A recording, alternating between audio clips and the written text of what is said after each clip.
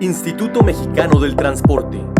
Buenas tardes, mi nombre es José Luis Gutiérrez Hernández, soy investigador en la Coordinación de Seguridad y Operación del Transporte.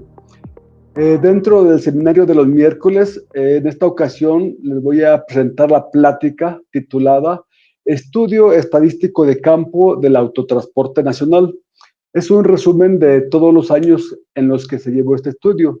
Bueno, en esta ocasión, para presentar este tema, el contenido considerado, el que vamos a ver, es una introducción, el objetivo, las estaciones de exploración, los vehículos registrados en el periodo señalado y algunos de los resultados que se pueden considerar más sobresalientes, y después finalmente mostraremos las conclusiones y recomendaciones de este resumen. En el año de 1991, la Secretaría de Comunicaciones y Transportes inició un estudio denominado formalmente Estudio Estadístico de Campo del Autotransporte Nacional, pero en sus inicios el estudio se llamaba Estudio de Pesos y Dimensiones de los Vehículos de Carga. La base de este estudio son los trabajos de campo y de gabinete. El trabajo de campo consiste en la recopilación física de la información de una serie de estaciones de exploración. Esas estaciones se instalan en diferentes sitios de la red carretera nacional. Los trabajos de campo se componen de lo siguiente. En primer lugar, se hace la aplicación de una cédula de encuesta a todos los conductores de vehículos de carga que circulan por las carreteras durante 24 horas, 4 días consecutivos. Generalmente son de martes a viernes. Esa cédula de encuesta contiene, o en esa cédula de encuesta se registran los datos de los vehículos y los datos de los viajes. Por ejemplo, la marca del vehículo, el tipo de vehículo, el modelo del vehículo, también se asienta de dónde viene, a dónde van los viajes. También se miden las dimensiones de los vehículos, es el largo, el ancho y el alto. Al principio de este estudio se consideró que esto era muy importante para revisar en qué proporción los vehículos o las configuraciones vehiculares excedían estas dimensiones. Sin embargo, este trabajo solamente se hizo en 2 años, en el 91 y en el 96. Después de estas dos ocasiones ya no se volvió a realizar la medición de las dimensiones de los vehículos. El tercer paso de los trabajos de campo consiste en la medición del peso bruto vehicular. Esa medición se realiza cuando los vehículos están en movimiento. Para hacer el pesaje se instalan unos tapetes en el pavimento. Esa foto que ven aquí ustedes es de principios del estudio, en donde se ponían unos tapetes.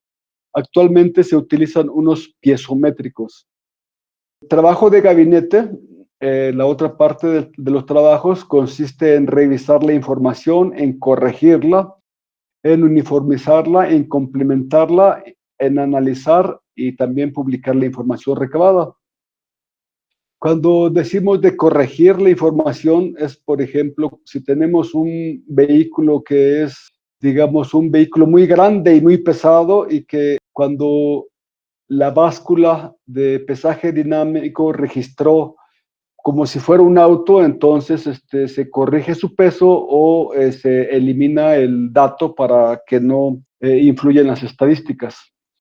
En la imagen tenemos la portada del primer estudio que hicimos. Este es el documento técnico número 8.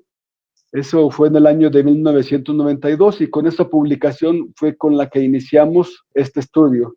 Entonces, de los primeros años, del 91 a 2000, el estudio únicamente contemplaba estudiar a los vehículos de carga.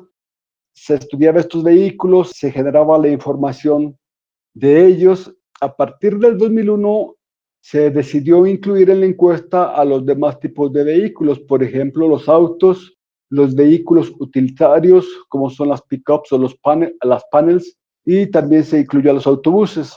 Bueno, pero nosotros seguíamos estudiando únicamente a los vehículos de carga porque ese fue el primer objetivo de este estudio.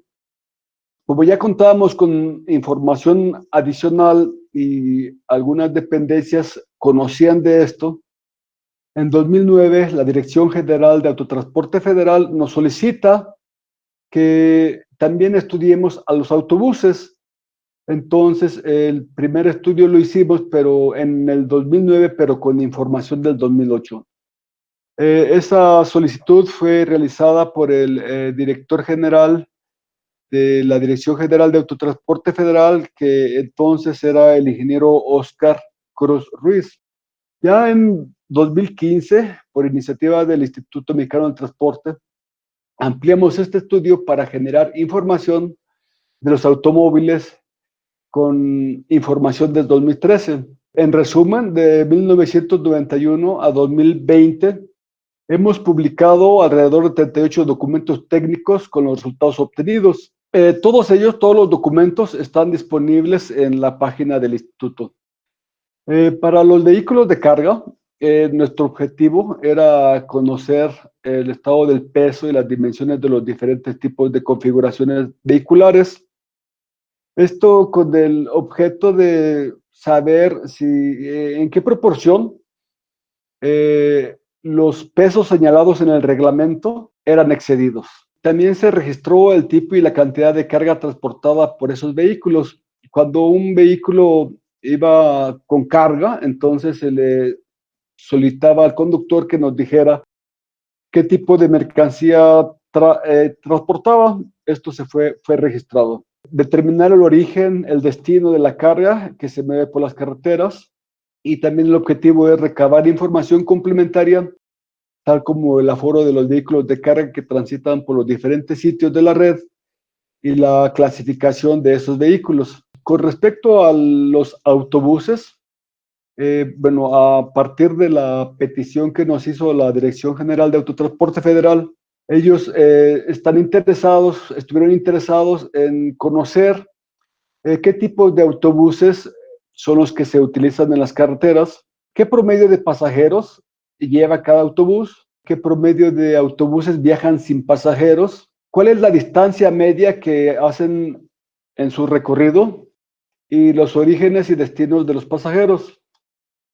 Con respecto a los automóviles, nos interesa saber el número de vehículos encuestados por tipo de segmento. Más adelante vamos a platicar lo del segmento. La ocupación promedio por automóvil, ahí por lo menos es el conductor y puede ir con acompañantes o sin acompañantes. El promedio de recorrido por viaje, es decir, las distancias medias de recorrido de los conductores y los orígenes y destinos de los conductores de automóviles. Bueno, en esta figura vemos la ubicación en la red carretera, pues desde 2001 hasta el 2017. Como podemos observar, prácticamente se cubrió toda la República Mexicana en sus principales carreteras. De ellas fueron la mayoría libres, unas cuantas de cuota, 293 carreteras libres y 73 carreteras de cuota. Considerando los principales corredores troncales de la red carretera, entonces sobre estos corredores se instalaron muchas estaciones y bueno, pues el corredor más estudiado fue el corredor número 2, que es el México-Nogales con ramal a Tijuana. Sin embargo, podemos observar que en el primer lugar se encuentra que las estaciones en 96 ocasiones fueron instaladas en una carretera estatal. Bueno, el estudio, aunque principalmente se ha realizado para estudiar los vehículos de carga, en algunas ocasiones ha habido peticiones especiales para instalar las estaciones en lugares donde no necesariamente son carreteras federales, sino que ya sea para la construcción, perdón, para la planeación de un libramiento o de una nueva carretera, entonces se instalan sobre carreteras estatales para efectos de planeación. Dentro de las carreteras federales, la carretera que más se estudió, es decir, en esta carretera Coatzacoalcos-Salina Cruz fue donde se instaló el mayor número de estaciones a lo largo de este estudio, con 9 estaciones. Entonces, aquí vemos todas las estaciones en esta carretera. Desde 1992 hasta 2017 se indica también el kilometraje en donde fue instalada la estación en cada año y la fecha en la que se llevó a cabo cada estudio. En la última columna muestro el aforo o el número de vehículos que se estudiaron durante los 4 días de encuesta. En la última estación, que destaca por su gran volumen de 68,000 vehículos en 4 días de encuesta, bueno, esto se explica por la cercanía a las zonas urbanas. Como pueden ver, está en el kilómetro 7+200, esta última estación. Por eso es de que aquí el número de vehículos estudiados es mucho mayor. Por otro lado, si consideramos solamente la de 1992, con cerca de 11,000 vehículos, aquí como en el año de 1992 solamente incluye a vehículos de carga, y en el año 2017 pues se incluyen a todos los tipos de vehículos. También eso podría explicar esta gran diferencia en la cantidad de vehículos estudiados. Con respecto a los meses en los que se instalaron las estaciones, los principales meses son septiembre y agosto. Entre ellos dos se instaló cerca del 35% de las estaciones. Y si contamos septiembre, agosto, octubre y junio, pues es más del 60% de las estaciones que se realizaron en esos meses. Y bueno, pues en los meses en los que se efectuaron o se instalaron muy pocas estaciones es en diciembre y en enero. Aquí en esta tabla muestro los vehículos que fueron registrados del 2001 al 2017.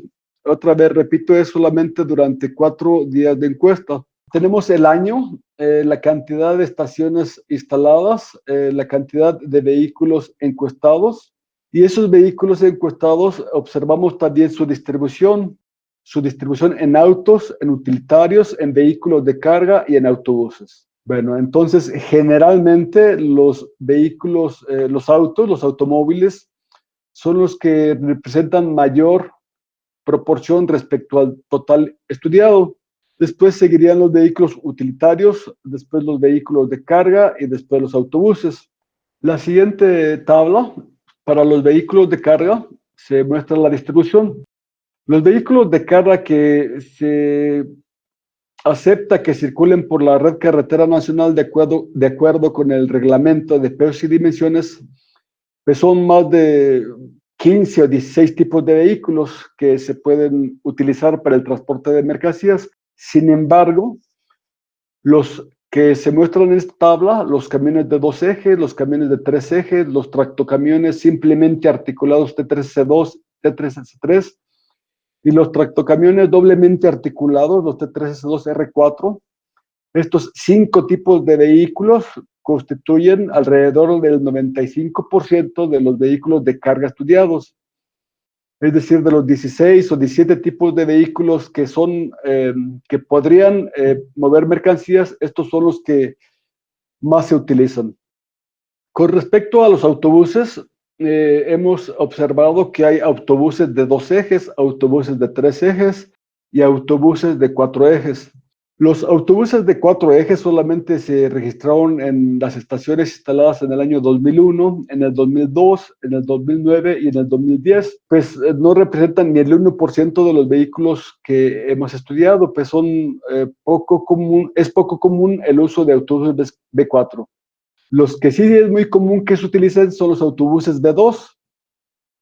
Como podemos ver al final de la tabla, de todos los años y de todas las estaciones estudiadas, los autobuses B2 representan cerca del 80% respecto del total, y los autobuses B3 casi el 20%.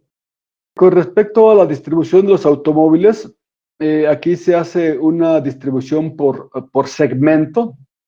Entonces, en esta tabla vemos cómo se distribuyen los automóviles que hemos registrado en nuestros estudios. Los que más se utilizan son los subcompactos y los compactos, aunque uno podría pensar que los subcompactos, los compactos y bueno, también los pequeños son vehículos más recomendables para el ambiente urbano. Observamos que son los que también se utilizan en las carreteras. Es decir, los medianos, los grandes o los de lujo, casi no los vemos en las carreteras o del total representan pues, muy poco comparado con los tres primeros o con los subcompactos y los compactos.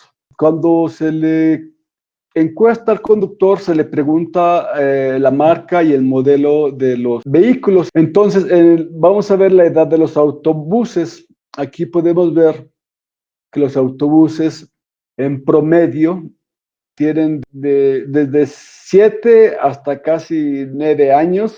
Los B3 es muy parecido y los B4, incluso en el 2010 podemos observar que los B4 son vehículos con mayor antigüedad. Considerando todos los tipos de autobuses, observamos que, bueno, pues sí andan del orden del 6, 7, 8, 9%. Los autobuses que nos mueven en las carreteras. Con respecto a los vehículos de carga, también observamos para cada uno de los años reportados en esta tabla, prácticamente en todos los años, los camiones de 3 ejes son los vehículos con mayor antigüedad. Al principio del estudio, teníamos que los tractocamiones que se utilizan para las combinaciones de un solo remolque o doble remolque eran los vehículos, por decirlo de una manera, eran los vehículos más recientes. Sin embargo, como al transcurrir el tiempo vemos que estos vehículos para el transporte de carga que son de mayores dimensiones, pues ya también están siendo obsoletos o son vehículos con muchos años de trabajo. Cuando al principio del estudio se veía que estos autos sí tenían una diferencia con los camiones de 2 ejes y de los camiones de 3 ejes. Y bueno, aquí observamos que ligeramente los tractocamiones que se utilizan en la combinación T3S2R4 son los que normalmente son los vehículos más recientes, es decir, los tractocamiones en mejores condiciones son los que se utilizan para los vehículos más grandes. Aquí la edad de los automóviles. Por tipo de segmento, también observamos que los pequeños, los subcompactos y los compactos, digamos que son los más recientes.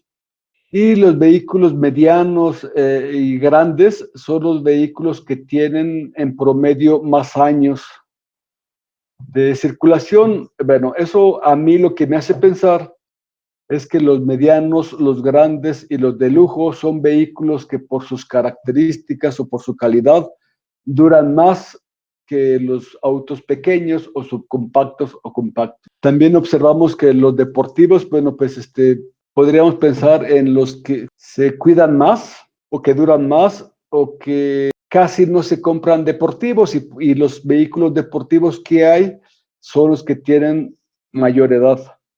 Todos los tipos de automóviles para todos los segmentos, la mayor edad se reportó en el 2012. Esto nos da una idea de las características o las condiciones en las que podrían encontrarse los vehículos automóviles que utilizamos en las carreteras.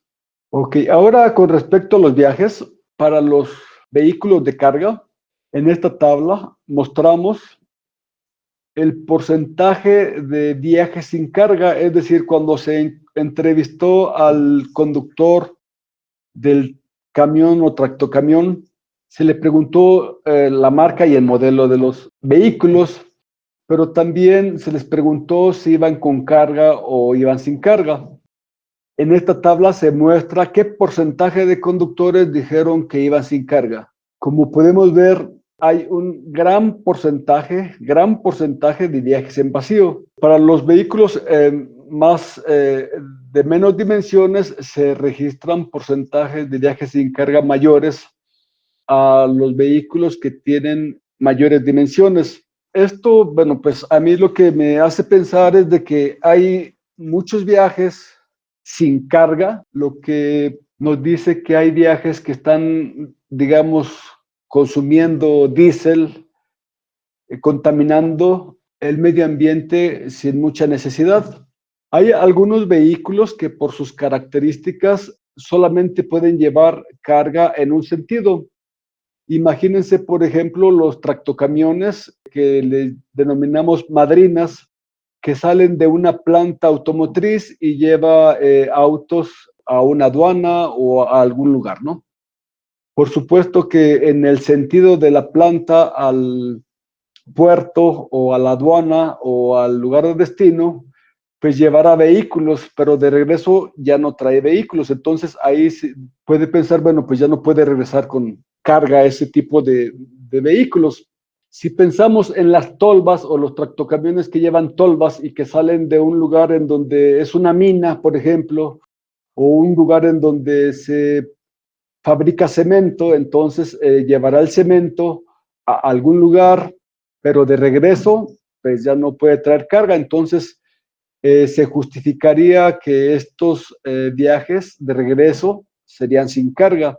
Sin embargo, estos dos ejemplos que les comento son menos del 1% de los viajes, por lo que en realidad sí observamos una subutilización de la flota del autotransporte de carga. Aquí, bueno, pues sería conveniente que que los transportistas pudieran conseguir carga de regreso y eso quizás podría, no sé, reducir las tarifas o si consiguen carga de regreso, pues se contaminaría un poco menos.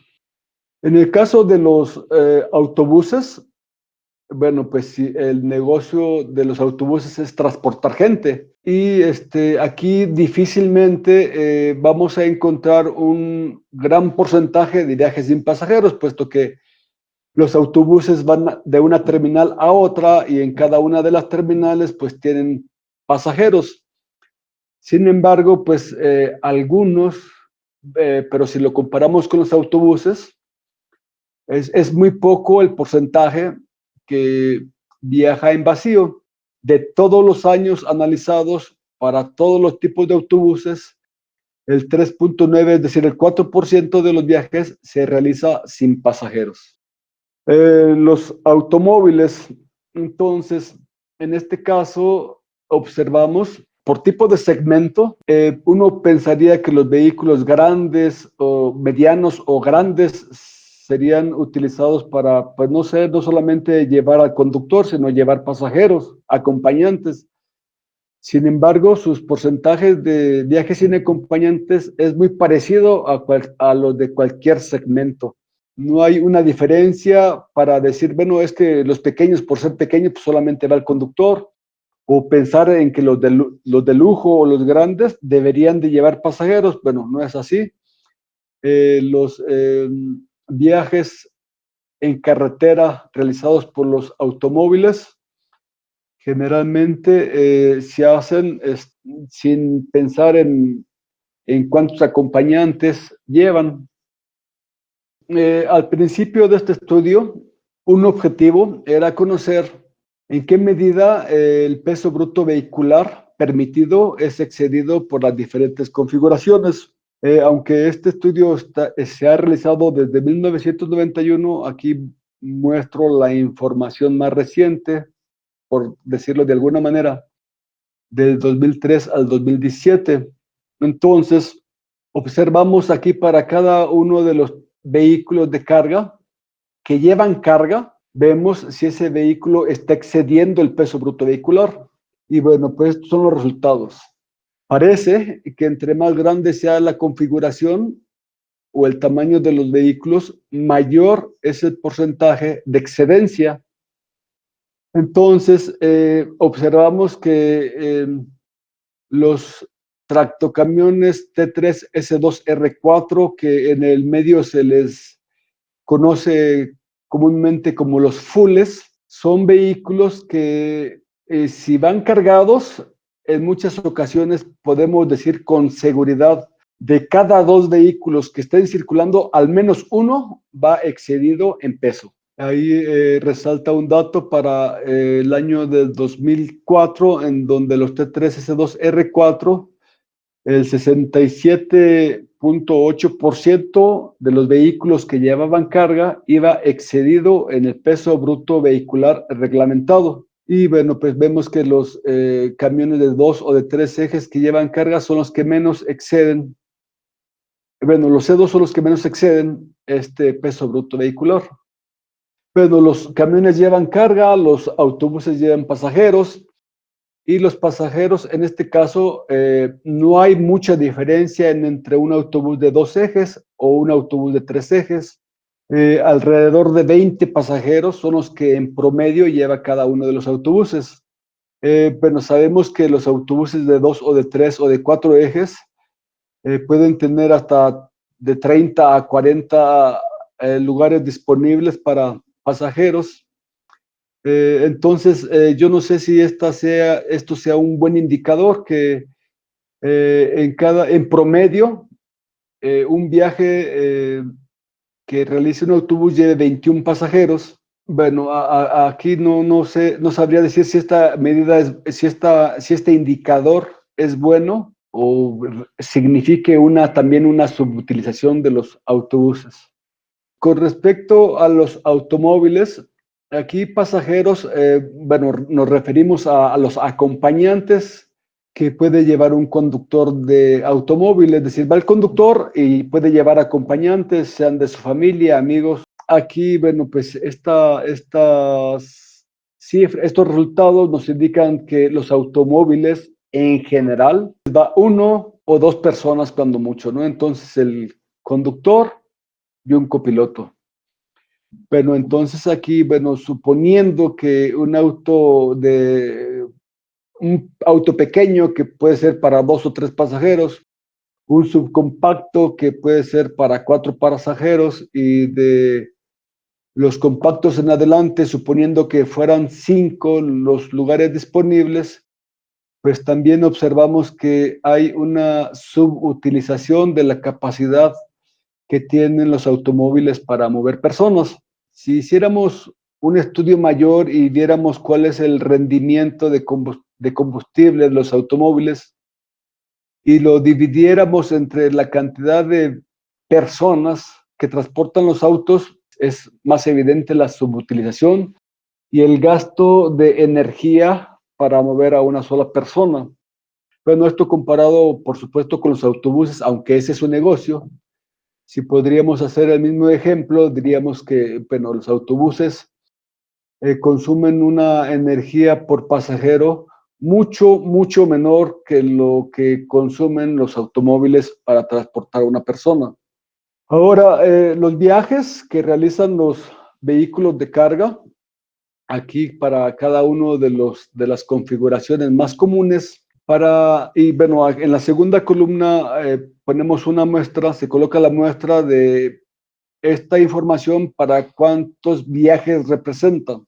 Es decir, para cerca de 380,000 viajes de los camiones de 2 ejes, en promedio circulan 353 kilómetros. Y observamos que los vacíos pues no están muy lejos de eso. Cuando van vacíos circulan 327 kilómetros y cuando van cargados 374 kilómetros. Es decir, aquí tenemos viajes en donde los vehículos de carga C2 van vacíos 327 kilómetros en promedio, y lo que representa ir gastando combustible durante tantos kilómetros sin, por decirlo de alguna manera, oficio ni beneficio, simplemente mover el vehículo. Para los demás vehículos C3, T3S2, T3S3, T3S2R4, entonces observamos que los vehículos que mayor distancia recorren son los T3C2. Bueno, los T3C2 también son las configuraciones de carga que se están utilizando más frecuentemente, ¿no? aquí no lo había comentado, pero al principio de este estudio, en el 1991, los T3S2R4 representaban el 2% de los vehículos que circulan en las carreteras. Actualmente este T3S2R4 puede llegar a niveles del 20-25% de los vehículos de carga que circulan en una cierta carretera. Entonces, estos vehículos se utilizan cada vez más y, bueno, pues las distancias que recorren pues no son nada pequeñas, muy parecido a los otros vehículos, al T3C2, al T3C3. Aquí lo que me llama la atención, o bueno, lo que nos debería de llamar la atención es que bueno, podríamos pensar que no importa mucho que un vehículo vaya vacío, puesto que podría ir a cargarse en algún lugar. No importaría si esta distancia fuera relativamente pequeña, pero lo que estamos viendo aquí con estos datos es de que no solo es un gran porcentaje de vehículos de carga que hacen viajes en vacío, sino que la distancia que recorren en estas condiciones pues es muy considerable. Los T3C2 que circulan vacío en promedio recorren 590 kilómetros sin carga. Para los autobuses también tenemos las distancias de recorrido, tenemos la muestra para cuántos vehículos tenemos la distancia. Entonces, los autobuses de 2 ejes recorren en promedio 417 kilómetros, los B3 764 kilómetros y los B4 486 kilómetros. Los viajes en vacío, bueno, pues aquí sí es mucho menos, en el caso de los B2 es mucho menos de la mitad. Con respecto al D4, pues es casi una cuarta parte de la distancia que se mueven en vacío, pero los B4 no son ni el 1% de los vehículos que se utilizan para transportar pasajeros, es decir, autobuses. La distancia también es considerable, la distancia que viajan en vacío estos autobuses, pues también es considerable. Por ejemplo, los B3, que son, decíamos, el 20% de los autobuses, recorren vacíos 646 kilómetros. Bueno, no son muchos, son el 3-4% que hacen estos viajes en vacío en esas distancias. Entonces, comparadas las distancias de recorrido de los autobuses y las distancias de recorrido de los tractocamiones, bueno, pues es muy alta, pero la frecuencia de los autobuses es mucho, mucho menor que los vehículos de carga. Y bueno, pues aquí también se muestran estadísticas de distancias de recorrido para los automóviles. En la primera columna tenemos el tipo de vehículo, tenemos de los pequeños hasta los deportivos y finalmente todos los tipos de automóviles. Nuevamente aquí vemos que no hay diferencia, pequeños o compactos, medianos, grandes, de lujo o deportivos. No hay una diferencia significativa en las distancias de recorrido, es decir, si uno utiliza su vehículo en la carretera, pues generalmente el viaje que va a hacer no depende del tipo de vehículo que se esté usando, es decir, los pequeños que recorren todos 161 kilómetros contra los subcompactos de 165 kilómetros, los compactos 187 kilómetros, en realidad no es mucha la diferencia contra los medianos, que es 203, o con los de lujo. Bueno, aquí hay una diferencia un poquito mayor para los de lujo que recorren 236 kilómetros. Entonces, bueno, esto nos indica para qué distancias decidimos utilizar nuestros automóviles. Y en las láminas anteriores, bueno, pues un viaje es de 400 kilómetros, entonces pues ya lo pensamos más y utilizamos el autobús. Si nuestra distancia de recorrido es alrededor de los 200 kilómetros y bueno, disponemos de un automóvil, pues preferimos hacerlo en automóvil. De lo que hemos observado, pues bueno, hay mucha más información que se podría presentar con respecto a las mercancías, con respecto a las marcas, a los modelos, Pero bueno, pues lo que he presentado hasta ahorita, pues todos estos años de estudio, podemos decir que los tractocamiones T13-2R4, que en un principio era el 2% de los que circulan por las carreteras, ahora vemos que son de 20 o más por ciento, es decir, estos tractocamiones fulles han incrementado su participación en la distribución de configuraciones de carga y bueno, en las tablas observábamos que de 2003 al 2007 y en 2017 son los que más exceden el peso bruto reglamentado. Entonces, estos vehículos no solo va en crecimiento su uso, sino que son los vehículos que hoy por hoy son los que más exceden el peso bruto vehicular. En el transporte de pasajeros, los autobuses B2 son los autobuses más empleados.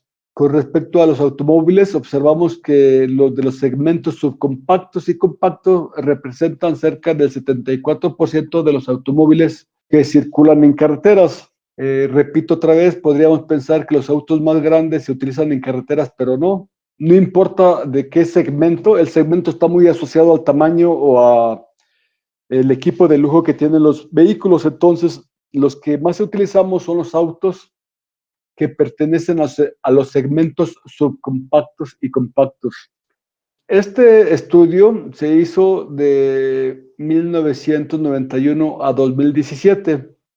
Cada año se instalaba una serie de estaciones de exploración que podrían ir desde 5 estaciones hasta 25 estaciones o más instaladas durante un año. En el 2018 ya no se instalaron estaciones, ni en el 19 ni en el 20. La información que se genera este estudio no solamente es lo que acabamos de ver en este pequeño resumen, sino que también la información se utiliza para la planeación de nuevas vías.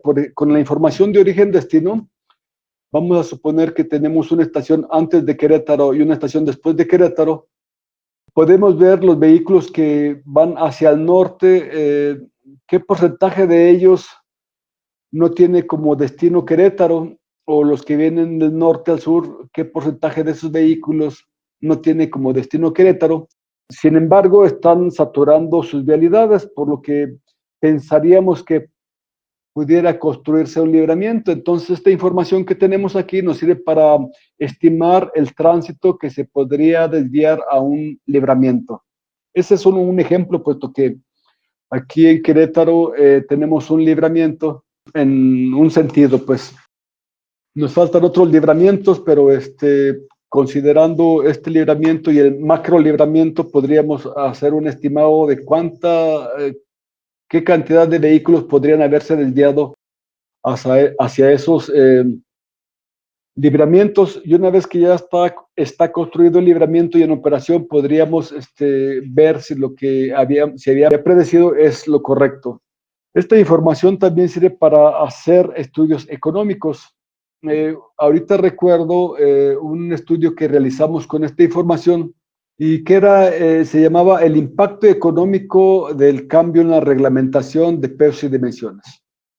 Por ejemplo, si se prohibiera la circulación de los fulles en las carreteras federales, ¿qué implicaciones tendría esto del transporte, en el costo del transporte? Ese estudio lo realizamos hace muchos años. Solamente lo menciono porque es un ejemplo de lo que se puede utilizar esta información. Con los pesos brutos vehiculares de los vehículos, nos puede ayudar en el diseño de pavimentos. No nos puede ayudar, sino que nos ha ayudado en el diseño de pavimentos, puesto que con el tipo de configuración y el peso bruto vehicular podemos convertir a ejes equivalentes, que es un dato que se utiliza para el diseño de los pavimentos. Esta información, por ejemplo, las distancias de recorrido o los modelos de los vehículos, es decir, la edad de los vehículos, también nos sirven para la estimación de los costos de operación vehicular. Y bueno, por supuesto, al principio, más en el principio de este estudio, nos sirvieron los resultados para las revisiones al reglamento, lo que se le conoce como la norma 12, que es los pesos y dimensiones de los vehículos de carga, principalmente. Desde mi punto de vista, y bueno, pues seguramente de las personas que han utilizado esta información para desarrollar sus investigaciones, yo pienso que sería conveniente que se reanudara su elaboración. Como les comenté, todos los resultados de todos los años se encuentran publicados en la página web del instituto. Para ampliar la información mostrada en esta pequeña plática, bueno, pues están a su disposición. De mi parte, pues es todo lo que en esta ocasión les comparto. Muchas gracias. Instituto Mexicano del Transporte.